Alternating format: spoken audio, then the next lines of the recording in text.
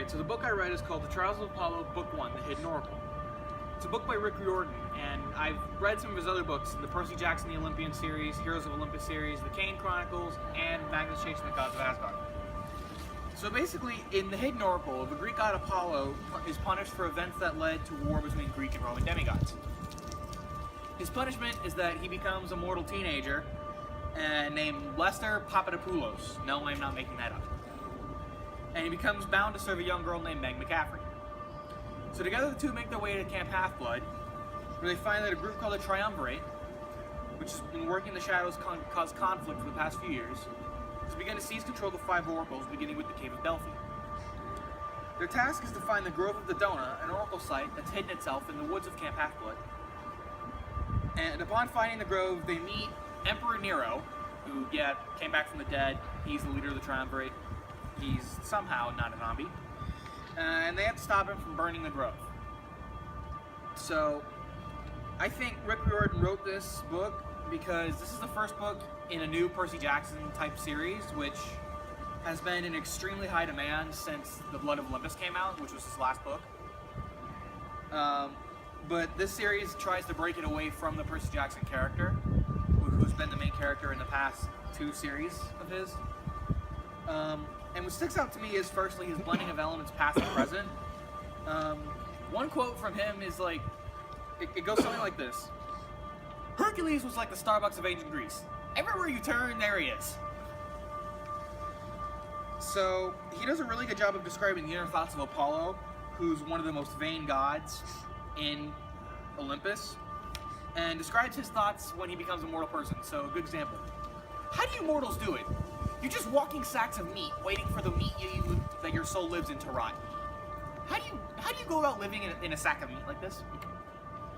So there's definitely a comedic element that keeps the book flowing, but with a lot of emotional scenes that leave the reader with a lot of questions, like when Meg betrays Apollo for Nero.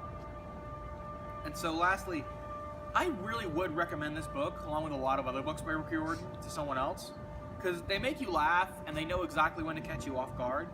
And they're really captivating. They teach you a lot about Greek mythology without really knowing you're learning anything.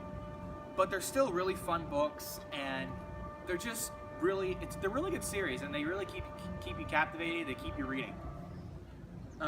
It's a bit of an easy read. It's not the highest reading level, but there is some way that it gets you glued to it. It's kind of like Harry Potter. Okay, so the title of the work I read is Fahrenheit 451, and the author is Ray Bradbury.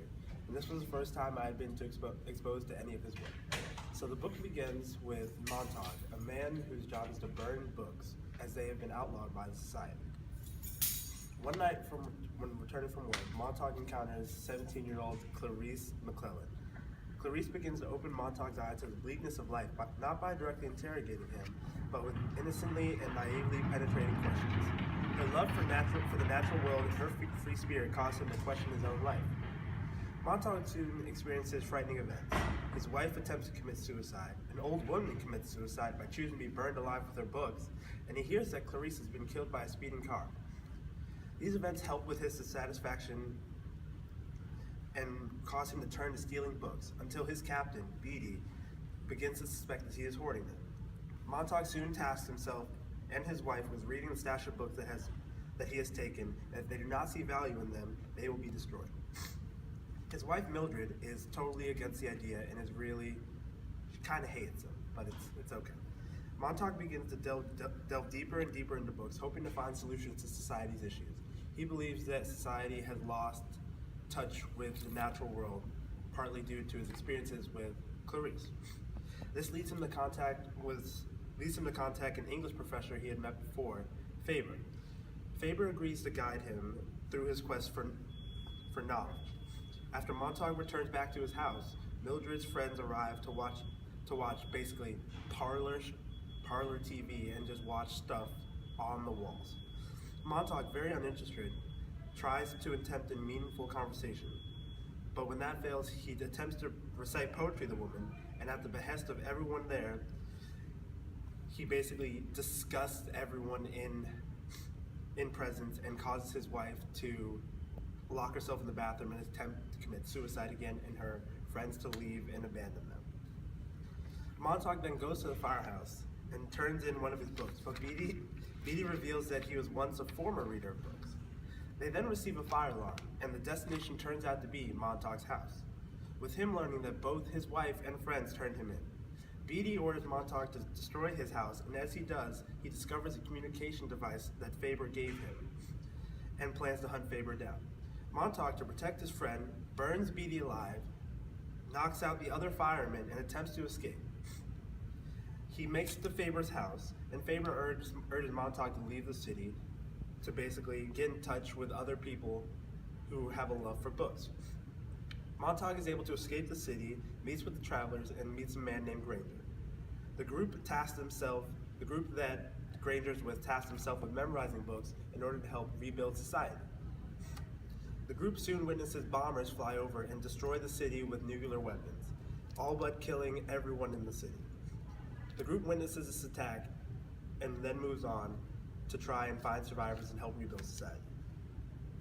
So I found this book very interesting because it was pretty much a long commentary on the reduction of interest in books and warning against state-based censorship. It was very interesting because this book came in the time of the McCarthy era, where censorship was a huge thing, where people were scared of speaking against the American government because they feared being outed as communists. It was just, the commentary that was made was very impactful and helped open me up to sort of the historical references that were made. I would definitely recommend this book to people in case they want to know about sort of the idea of censorship and sort of the idea of what's really important in life. And it's not a hard read, it's a nice read, it reads easy, and it's split up into 3 distinct sections where it makes sense and the story flows really well. I would definitely recommend this book.